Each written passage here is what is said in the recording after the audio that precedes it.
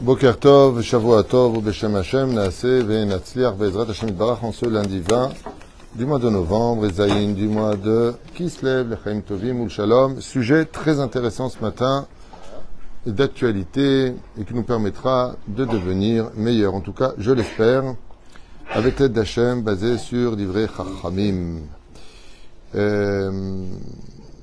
Ok, je suis racheté ce matin par Israël et Michel El Harar pour l'élévation de leur ami et frère Marco Seban, membre de la Chevra Kadisha de Marseille.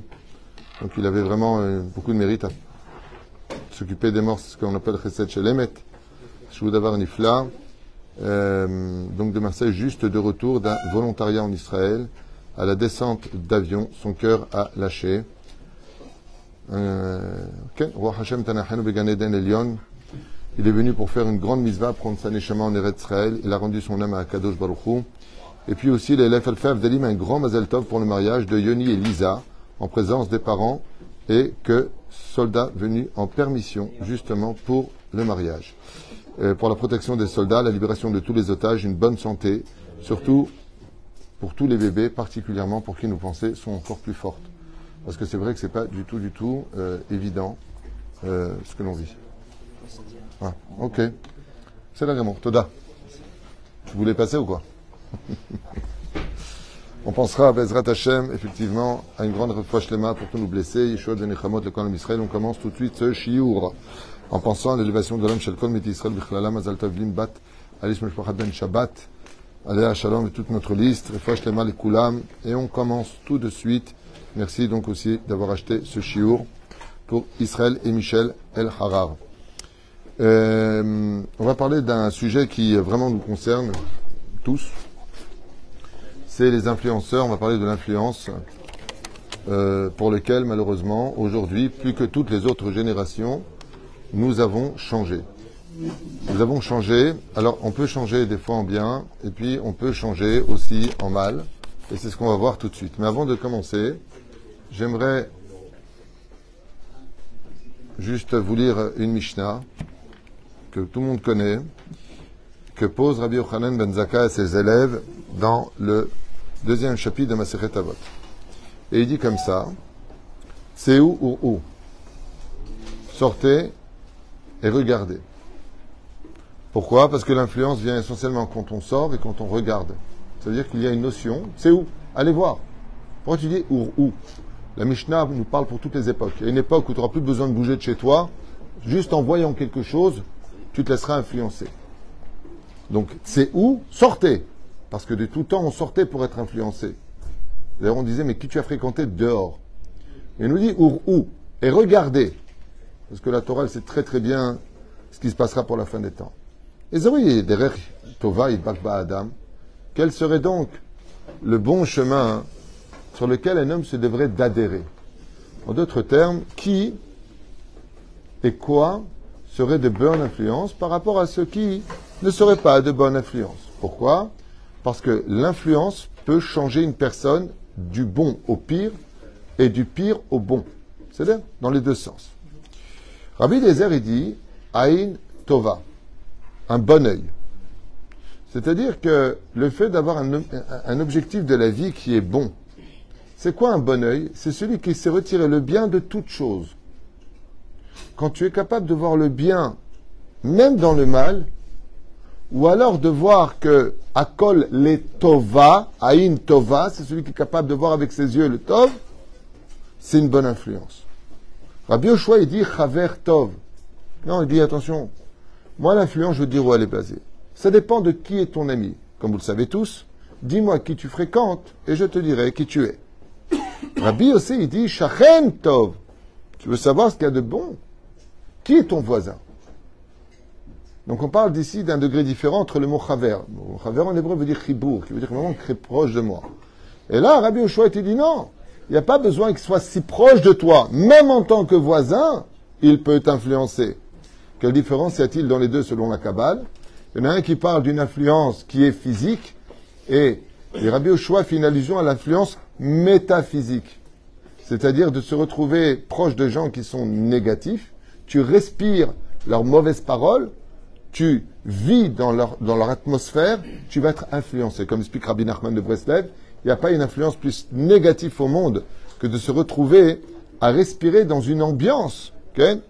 Des fois, tu rentres dans des lieux et les personnes sont mauvaises. Quelqu'un m'avait raconté une fois qu'il était rentré dans une boîte de nuit, comme tous les jeunes le faisaient, et quand il est rentré, il a senti un malaise qu'il ne comprenait pas. Et pourquoi il est sorti en fin de compte? Qu'est-ce qu'il s'est rendu compte en sortant dehors? De l'autre côté, c'était une boîte de néo-nazis, d'extrême droite, pas d'extrême droite comme aujourd'hui les médias veulent le dire. Le mec, il est nationaliste, ça veut dire il aime son pays, il est extrême droite. On est dans un monde de fous aujourd'hui, avec des tarés qui nous dirigent. T'es extrême droite. En plus, ça, c'est les autres qui t'estiment, toi, où tu dois être. Ça veut dire, eux, c'est des extrêmes imbéciles qui te disent, toi, t'es d'extrême droite. Parle pas de ça. C'est là, quand on dit, nous, on est d'extrême droite, on n'est pas d'extrême droite, on est juste dans notre pays, on veut protéger notre pays, on n'a rien dit de mal. Hein.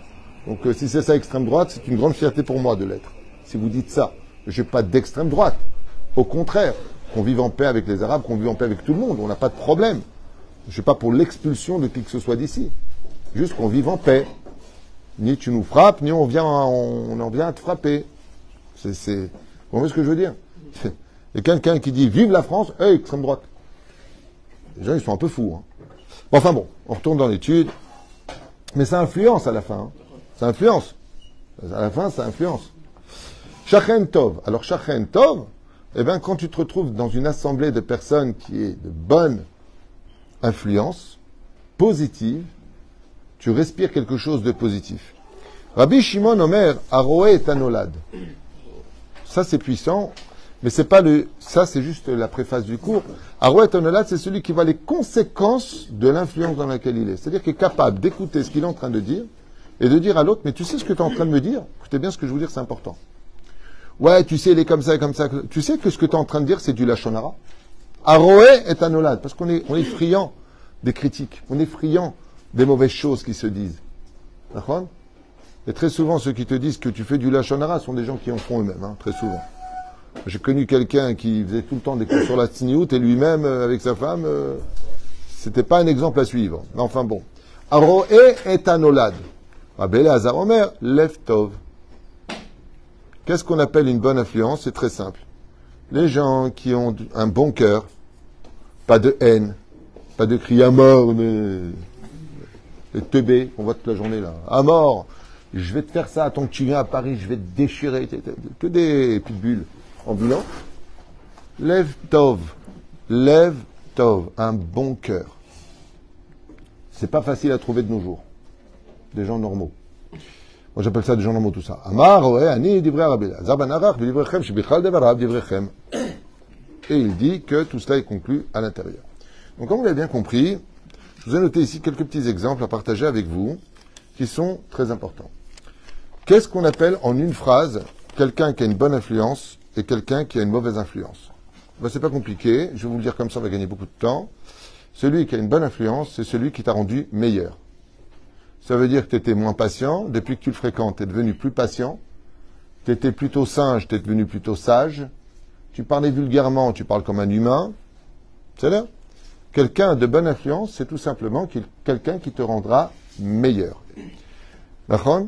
Par exemple, ce que l'on va détailler pendant le livre de Bereshit, c'est incroyable, ce livre qu'on appelle Sefer Yesharim, le livre de la droiture, le livre de la moralité juive, duquel on apprendra chez Derech Eretz Kadma la Torah. Pourquoi on commence par Bereshit et non pas par Shemot, où il y a les mitzvot de la Torah? Pour te dire d'abord apprendre à comporter comme un bon juif avec un bon cœur avant de commencer à parler de Torah et de mitzvot. C'est souvent le cas d'ailleurs du peuple d'Israël. Ceci étant, qu'est-ce qui a été, on va dire, la médaille d'or de Avraham, Yitzhak, Yaakov, Sarah, Rivka, Rachel et Léa? La Torah vient de le dire en long et en large. D'où est sorti Avraham de Terach et de Amtalai? D'où est sorti Sarah d'Ur-Kasdim d'une influence où tout le monde était Oved Avodazara, tout le monde était mauvais, tout le monde était hargneux, et ils sont sortis non influencés. D'où est-ce qu'est sortie Rivka? De la maison de Bethuel, elle est la sœur de Lavan. Et alors, elle n'a pas été influencée. Oh! Yaakov avec Esav dans le ventre de sa mère, il n'est pas influencé. Alors il va étudier effectivement 14 ans pour s'armer d'une autre Torah, le cours que j'ai fait hier après-midi. Pourquoi il a besoin alors qu'il a étudié la Torah de sa naissance jusqu'à 63 ans, pour aller étudier encore 14 ans après. Quel intérêt? Non, il fallait qu'il aille chez deux professeurs différents de Avraham et de Yitzhak, qui ont connu pour Shem le Dor Amaboul, donc de la déchéance morale et de la débauche, et ensuite il fallait qu'il connaisse Ever, qui a connu le Dor Apelaga, qui a connu la génération de la tour de Babel, les révoltés contre Dieu, les vulgaires, les orgueilleux. Il fallait qu'il connaisse une autre Torah qu'il l'arme face à cela. Pourquoi? Parce qu'il a eu peur d'être influencé. Il a eu peur de l'influence. C'est pour ça que quand il vient, il dit « Lavan, Garti, tu crois que je reviens de chez Lavan? Je n'ai pas été influencé. » Qu'est-ce qui a fait la grandeur de Rachel et de Léa? C'est que ce sont des filles qui n'ont pas eu d'exemple. Elles ont été éduquées par Lavan lui-même à pratiquer de la sorcellerie, à être mauvaises, trompeuses, et elles ne trompent personne.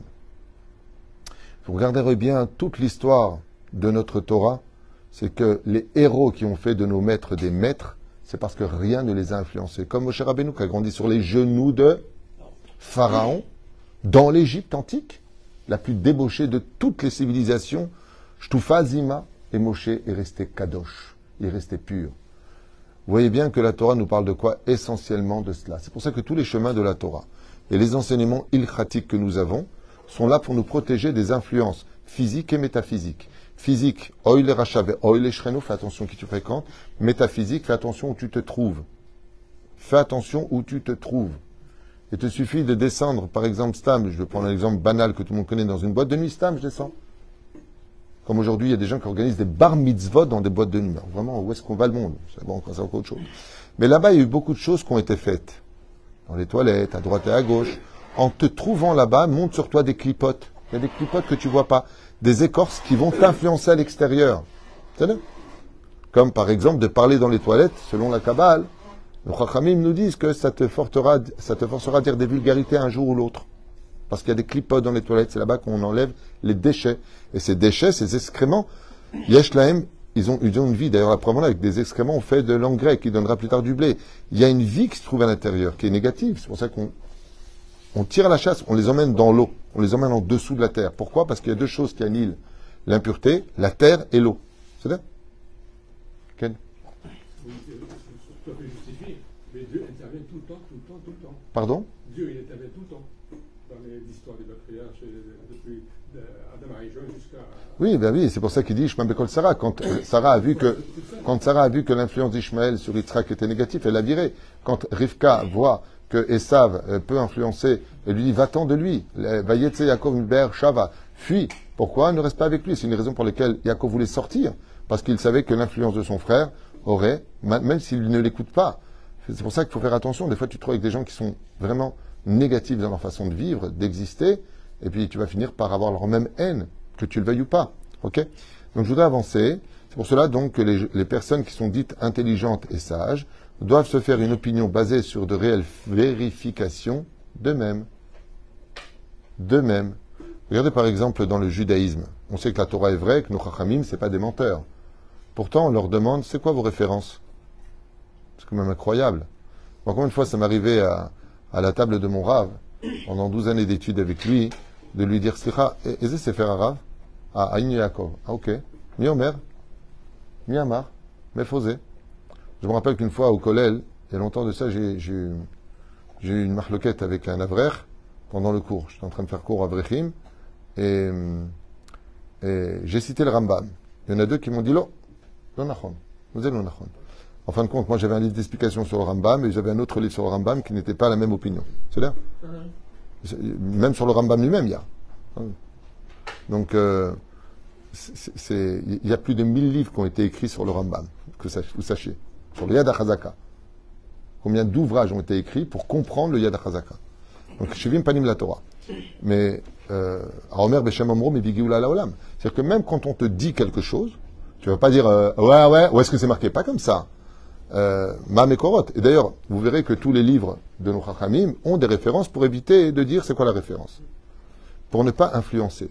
Le but de la Torah, ce n'est pas d'influencer. Contrairement aux autres, qui veulent tout le temps influencer, mais qui n'ont aucune référence, aucune réalité. Si ce n'est que celle des médias qu'on va étudier tout de suite. Et avant cela, j'aimerais vous emmener vers plusieurs horizons sociaux. Nous allons parler d'une femme. Isha Bona, Isha Oreset, les épouses D'où l'importance de faire très attention d'épouser une bonne épouse. Qu'est-ce que c'est une bonne épouse? À l'époque, on en avait beaucoup plus. Aujourd'hui, c'est un peu compliqué. Pourquoi? Parce que les femmes, malheureusement, sont très influençables et les réseaux sociaux jouent énormément sur elles. C'est-à-dire Kidatan Kala.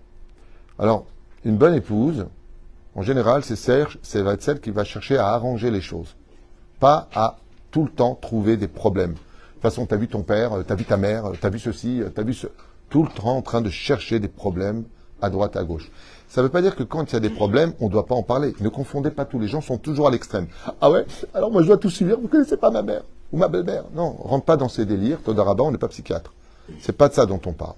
On parle du fait que quand des fois il y a des problèmes, on en parle. Mais c'est pas la peine de gonfler les choses au point de créer des problèmes. Une bonne épouse, je vous donne un exemple. On va prendre un cas précis pour aller vite. Ils ont été invités chez les beaux-parents. Maintenant, la belle-mère a fait une réflexion, comme d'habitude, pour beaucoup de femmes, à la belle-fille. Oh, la belle-mère, la sorcière mal aimée. Ou freine, une épouse digne de ce nom. Attends, le mari, il a vu ce qui s'est passé. D'un côté, il a le respect de la mère. De l'autre côté, il se doit de protéger sa femme. C'est un peu compliqué. Une femme mauvaise, je remets plus les pieds sur la Torah, mais t'as vu comment elle me parle? Ta mère. Comme ça, avec la balle, ta mère. T'as raison, Bémet, elle va le payer. Hein. Tout se paye. Tu fais du mal, ça se paye. T'inquiète pas, c'est pas la peine de maudire, ça se paye. Que tu le veuilles ou pas, tout se paye. À un tel point que le soir, il faut prier pour pas que ça paye. Areni mochel besolear veloya anesh besibati, qu'il ne soit pas puni. Pourquoi tu le dis? T'inquiète pas, on te fait du mal, il va le payer. Quand il te fait pleurer, il va pleurer des larmes de sang. Rabbi Moshe me l'avait dit. Tout celui qui fait du mal, qu'il sache qu'il va revenir vers lui. C'est pas la peine de te fatiguer dans la vie. Et s'il ne paye pas sur terre, c'est pire, il paiera après. La vie continue après la mort. Après, une femme virtueuse, qu'est-ce qu'elle dit? Regarde, ne juge pas ta mère, elle m'a fait une réflexion, c'est pas grave, elle est âgée, elle a des problèmes, moi je prends comme un tikkun, elle essaie d'arranger les choses. Elle essaie d'arranger les choses. C'est pas la peine de me crier, enfin bon, excusez-moi, mais déjà que moi je suis comme ça et comme ça, personne ne me comprend, en plus je dois jouer les psychiatres. Non, je ne te demande pas de jouer. On parle d'une femme superbe. Si t'es pas comme ça, t'es pas superbe. C'est normal. On n'a pas dit que tu n'as pas le droit de te plaindre. Mais dans la Torah, une femme virtueuse, comme on le voit par exemple, c'est incroyable, la fin de cette paracha de Vayetse, comment Lavan, il a vendu ses filles, comment il les utilise pour de l'argent. Elle dit, Limkar, nous avons été vendus et nous t'appartenons. Ce que te dit Dieu, tu fais. Mais punaise, mais maudit ton père. Mais crache-lui dessus. En plus, il vous a incité à ne pas faire Torah mitzvot. Pas un manque de respect. Quelle femme extraordinaire. Quelle femme! Notre mari, on te suivra là où tu iras. Normalement, c'est avec la babe ici. Sur la Torah, le doigt est rouge comme ça, avec l'ongle qui monte sous le nez du mari. Sur la Torah, t'es mort. Calme-toi. Une femme virtueuse, comme dit Isha Bona Isha, tout le monde connaît cette histoire d'un rachat qui a épousé une tzadika, et Bassof, il est devenu chassid. Et tout le monde connaît l'histoire de ce grand chassid qui est devenu rachat parce qu'il a épousé une mauvaise femme. La femme, elle travaille l'homme. Elle travaille des larmes, avec des... Elle travaille. Combien d'hommes j'ai connus dans ma vie qui étaient des super garçons. Et aujourd'hui, c'est des super gros CON. S. Mais mamache, il n'y a pas d'autre mot. Je ne prononce pas de vulgarité, j'appelle. Parce qu'il n'y a pas d'autre mot. Ils sont devenus bêtes, aucune personnalité. Ils sont devenus hargneux, ils jugent. Alors que c'était des gens qui remontaient les autres. Pourquoi? Parce qu'à la maison, malheureusement, il y a des serpillères, des mauvaises épouses. Mauvaise personne. Il y a une mégama d'ailleurs que j'ai constaté aujourd'hui de plus en plus, que j'entends. J'avais parlé avec mon épouse la dernière fois, je lui dis, tu sais, j'entends de plus en plus ça, même dans mon bureau. Hein. Ah non, mais moi, Rav, tu tout, mon mari, mes enfants, c'est tout. Hein, j'ai besoin de personne. Coupé, c'est dans la boîte. Les actrices. Moi et mon mari, ça me suffit complètement. Non, mais on vit pas, ça, c'est pas un Israël. Ça, c'est pas juif de dire ce genre de phrase.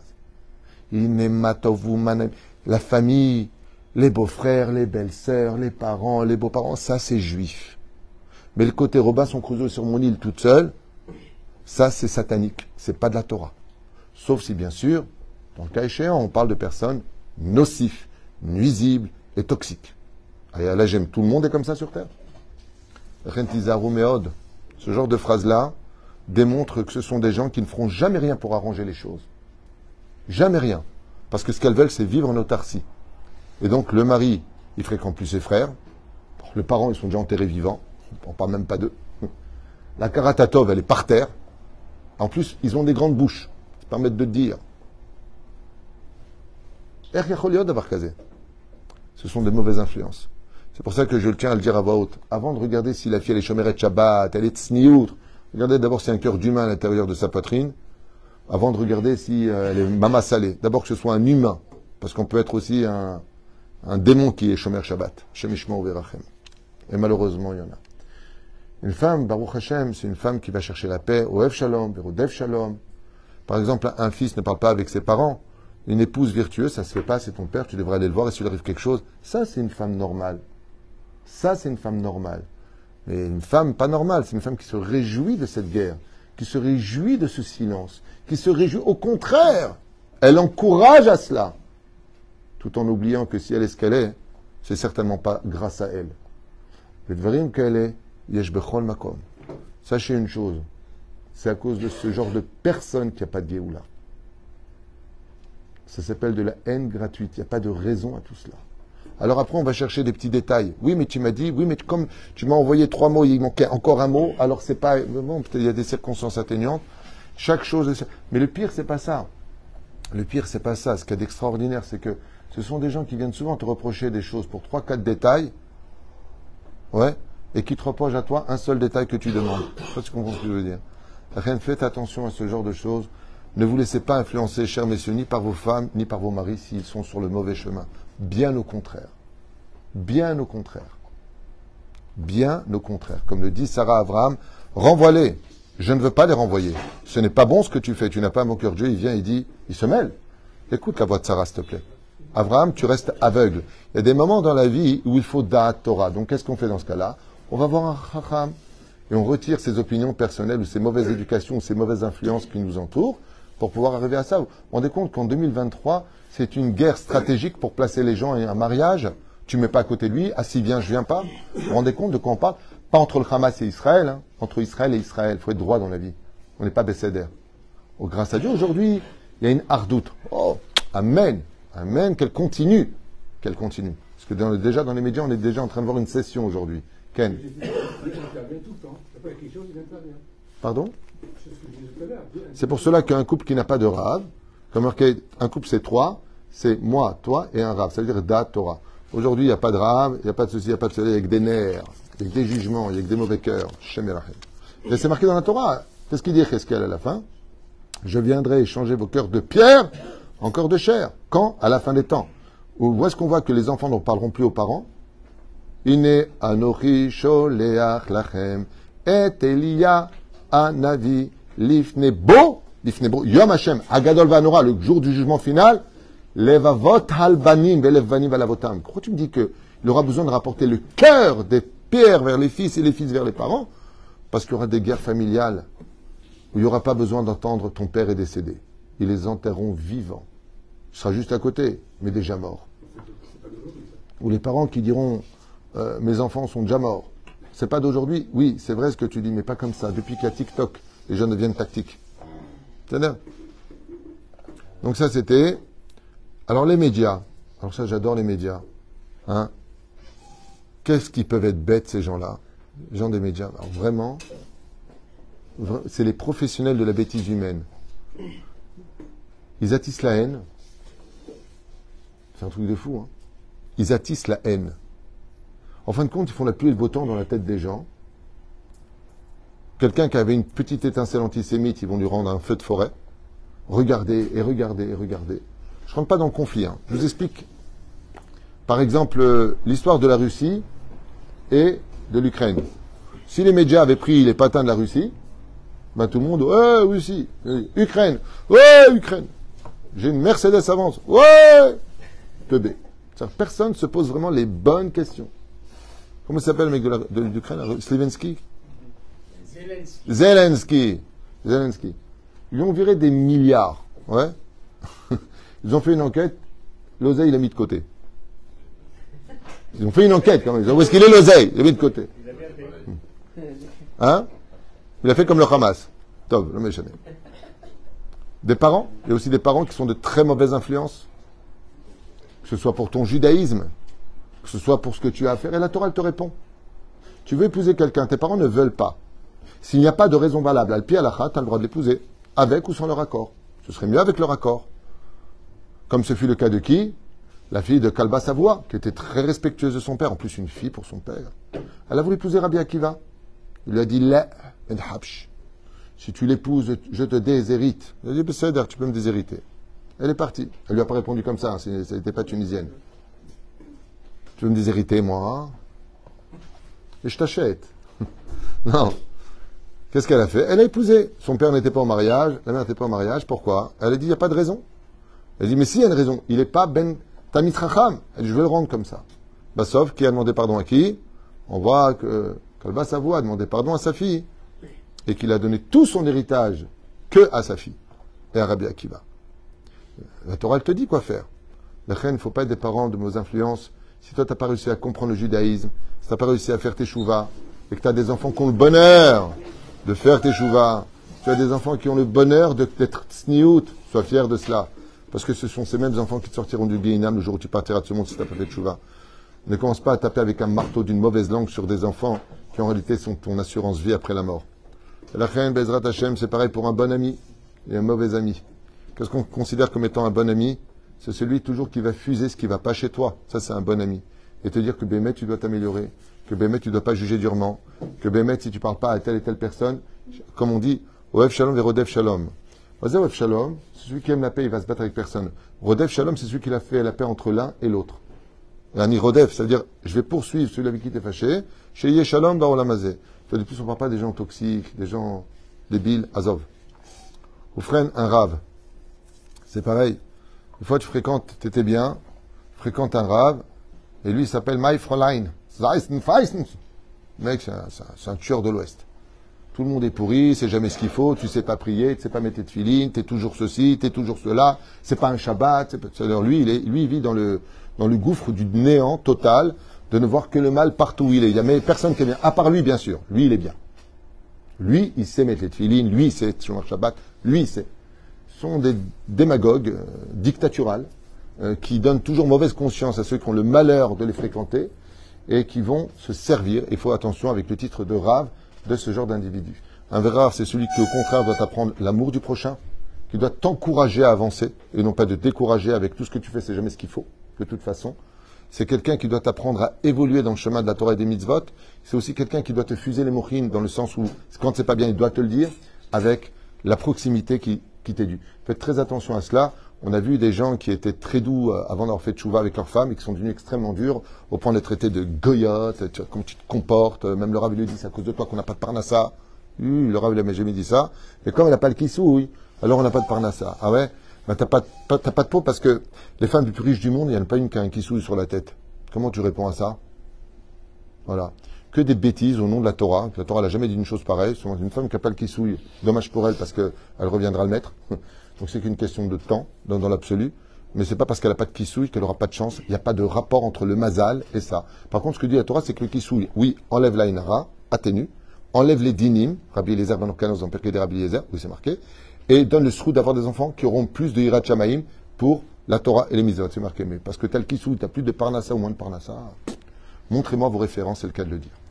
Vous frères, faites très attention à tous ces marabouts qui s'appellent des rabbanim, qui, sans faire d'allusion à personne qui n'est pas d'ambiguïté, il y a des gens qui font des chilou lachem au nom de la Torah, alors que, comme je le dis souvent, ce sont juste des gens qui ont oublié d'être élèves avant de devenir rabbin. C'est dommage. Parce que le monde de la Torah, c'est pas non plus le monde des bisounours. Il ne faut pas aller que dans le sens du poil, comme on l'a dit hier dans le cours. Mais ce sont des gens qui sont là pour relever les autres, pour... Justement, un rave, c'est celui qui a le rôle de prendre dans les bras, de relever celui qui vient. Et quand ça ne va pas, de lui dire avec les mots qui vont le construire et non pas se sentir constamment jugé ou ce n'est pas bon. Parce que ce qui va se passer, c'est que à la maison, il va retransmettre cette Torah de dureté qui n'est pas la Torah d'Hachem. Comme c'est marqué, divrei noam. Mazé noam. Naïm. Bon, agréable. C'est-à-dire, ça n'empêche pas au rab, comme souvent me le disait mon rab, sois chamaï pour toi-même, sois dur avec toi-même si tu veux, pas te suicider si tu veux, pas de problème, et sois hillel avec les autres. C'est-à-dire, tu veux être dur, sois dur pour toi. Pourquoi les lois du Rav Ovadia Yosef, il était très en colère quand il disait Shechmir Vabaï Chelo. Pourquoi il s'énervait comme ça? Vous savez pourquoi? Le Rav Ovadia a souvent, pendant 4 ans, j'allais à ses cours tous les mots de ses Shabbat à Moussaïef à Jérusalem, quand je vivais là-bas, Et souvent, il était en train de sauter sur la chaise, très en colère, d'un coup. Pourquoi? Parce que, et tel Posek, il dit que c'est assourd. Il dit, c'est non assourd. C'est non assourd. Pourquoi il était en colère d'après vous? S'il dit que c'est assourd, il dit que c'est interdit, il fait ce qu'il veut. Pourquoi il s'énerve? Vous savez pourquoi? Parce qu'il dit que ce qu'il dit là, c'est une khumra et qu'il l'impose au public. Pourquoi tu imposes de la dureté au public? Et comme l'a dit une fois le Rav Yitzhak Yosef chez Badel Chaim Arukim, le Rav qui a dit Abba Shel Chaya Mekel, ton père, il allégeait les halachot. Il lui a dit Motsi Shemra, fais attention à ce que tu dis. Pourquoi? Parce qu'il lui a dit de dire que tout est interdit dans ce monde, que tout est assourd, que tout est pourri, fais attention. C'est facile. Mais d'être le Rav Ovadia, de trouver des hétérim, de dire qu'en fin de compte, oui, c'est permis, ça s'appelle pas laquelle. Ça s'appelle être un génie de l'étude de la Torah. Ça, c'est très fort. De prouver par A plus B avec des références que B émet, on a majoritairement plus de poskim halakha qui disent que c'est permis que ceux qui disent que c'est interdit. C'est pour ça qu'ils disaient, tu veux l'ahmir, tu veux toi dire que c'est interdit, va faire ça chez toi à la maison, mais fais attention de ne pas l'imposer aux autres. La vie, elle est déjà assez dure pour que tu amplifies le domaine des halachot, pour que tu rajoutes du poids sur les 613 mitzvot. Attends déjà qu'on les fait bien comme il faut. Ça, c'était Maran Rav Ovadia Yosef. Lui, c'était un pur rave, un grand rave, un père pour le peuple d'Israël. On l'a vu. Quand il est parti, on n'est pas parti enterrer un rave, on est parti enterrer un papa. Combien de chilonim ont été interviewés le jour de la mort du Rav Ovadia Yosef? Et on lui dit, mais pourquoi tu es là? C'était notre père. C'était un père. Un rave, je vous l'ai dit hier. Alors, c'est deux choses. C'est pour ça que même en tant que rave, il faut qu'il fasse très attention à l'influence qu'il dégage. Parce qu'un rave, ça doit être un exemple. Partout où il est, un exemple. Même quand il s'assoit à une terrasse de café à parler avec des amis, fais attention. Pourquoi? Parce que tu vas influencer. Souvent, on me dit, mais Rav Tutu, pourquoi vous ne restez pas au mariage? Je vous mets contre la vitrine, vous ne regardez pas derrière, c'est Chala que je vous amène pour vous. Je dis, parce que le problème, c'est pas moi. Moi, je m'en fiche des gens qui dansent derrière, personnellement. Je m'en fiche pas parce que c'est pas joli. Mais ils diront demain, si le Rav Tutu, il est resté, pourquoi moi je reste pas? Ça aussi, c'est de l'influence. Ça aussi, c'est de l'influence. On ne peut pas s'asseoir où on veut, on ne peut pas manger où on veut, on ne peut pas parler comme on veut. On ne peut pas s'exprimer comme on le voudrait avec un côté naturel. Moi aussi, si je bois du coca, je rote, et si je mange des faillots, je suis humain. Mais je représente quelque chose. Et cette représentation doit être symbolique de bonne influence. C'est là. Par exemple, moi, ça me fait rire quand je vois toutes ces personnes m'insulter sur les réseaux sociaux, quand je dis que Dieu protège nos soldats. Ouais, espèce de ceci, tu es terroriste, machin, truc chouette. Moi, je vous ai jamais dit que vous soutenez des terroristes de votre côté à vous, que vos cris de à mort les juifs et votre antisémitisme étaient inacceptables, parce qu'on a vraiment l'impression qu'on est retourné à la Deuxième Guerre mondiale, c'est le cas de le dire. Mais c'est fou comment, d'un côté, vous vous permettez et de notre côté. Et si vous étiez juif et que vous avez vécu en Israël, et que vous avez fait, vous, votre service militaire en Israël, et avez vu la vérité sur le terrain, au lieu de vous laisser influencer par des images qui ne montrent qu'au Rabbi que des catastrophes et pas les bonnes choses. Vous savez ce que ça me fait rire, moi? Ils sont en train de montrer dans tous les réseaux sociaux, mais d'abord Mamash Matsrix, il y a de quoi pleurer de rire. Ils sont en train de montrer Gaza, comment c'était beau avant, et comment c'est maintenant. Ils ne se rendent même pas compte de la bêtise humaine, que pendant des décennies, ils critiquaient Gaza, que c'était un bidonville, et des trucs des réfugiés, que c'est une catastrophe, et j'ai vécu là-bas. Et d'un coup, tu vois des canyonimes, des hôtels hyper luxueux, des voitures hyper luxueuses. C'est maintenant que vous le montrez, c'est en fin de compte, ils montrent les images qu'ils veulent. Avant que ça n'éclate, regardez les pauvres. Maintenant que ça a éclaté, qu'on est en train de détruire, bah oui, mais les tunnels, vous savez que Gaza, il y a une ville en haut, une ville en bas. C'est une ville. Il y a 500 km de tunnels. Donc pour détruire les tunnels, on ne peut pas faire par-dessous. On ne peut pas traverser la terre par-dessous, donc on bombarde par-dessus. Ouais, en disant civil partez, parce qu'on va être obligé de le faire. Sinon, on ne va pas retrouver nos otages et ça va recommencer un nouveau 7 octobre, Chazvé Shalom. On est obligé de se défendre. Et ben, tout comme vous êtes arabes et musulmans, et vous reconnaissez qu'Autrabi juste avec eux, pas ceux de Chine, pas ceux des autres pays, ça vous en a à faire, juste ceux d'Israël. Bon, bah, ok, c'est votre choix. Ouais. Eh bien, comprenez aussi que nous sommes juifs, nous sommes israéliens, et que nous prenons pour une justice qui est la nôtre, quoi. Je veux dire, quand il y a PSG contre Marseille, j'ai jamais entendu l'OM crier « Vas-y PSG !» Non, c'est de bonne guerre. Alors pourquoi vous critiquez? Moi, j'ai jamais appuyé pour une vidéo d'un antisémite, même celle qui a dit, là, cette pourriture, qui a dit le petit bébé qui est rentré dans le four, ils ont mis du sel ou du poivre avec? Comment, même de l'humour noir comme ça, c'est pas de l'humour, elle le pense. Non, non, c'était pas de l'humour, je sais. Et nous, les Tunisiens juifs d'origine, on a de l'humour quand on voit ce genre de choses. Et de faire ça avec la vie, c'est pas très joli. C'est pas très joli. C'est vraiment ce que je veux te dire. Il y a des moments où, ça y est, stop. Alors, elle a été retirée, elle n'a pas été retirée. Quand j'ai vu la première fois cette vidéo, j'ai dit, mon Dieu, ce qu'elle vient de se faire. D'abord, de faire du mal à un juif, tu le payes très cher. Mais avec une telle chose, qu'elle ne s'étonne pas que la Kadosh Baruch Hu lui tombe sur la tête un jour. Est-ce qu'il y a des choix de Nechamot, et je vous souhaite de tout mon cœur de fréquenter des rabbanim qui vous rendront meilleurs, des épouses qui vous feront monter dans la Torah les mitzvot et dans l'amour du prochain, dans l'amour de la famille, de vivre avec des gens tout simplement qui ont un bon cœur. Je pense qu'il n'y a pas d'autre mot à dire, comme le dit Rabbi Yochanan ben Zakkai. Baruch Adonai Olam, Amen, Amen.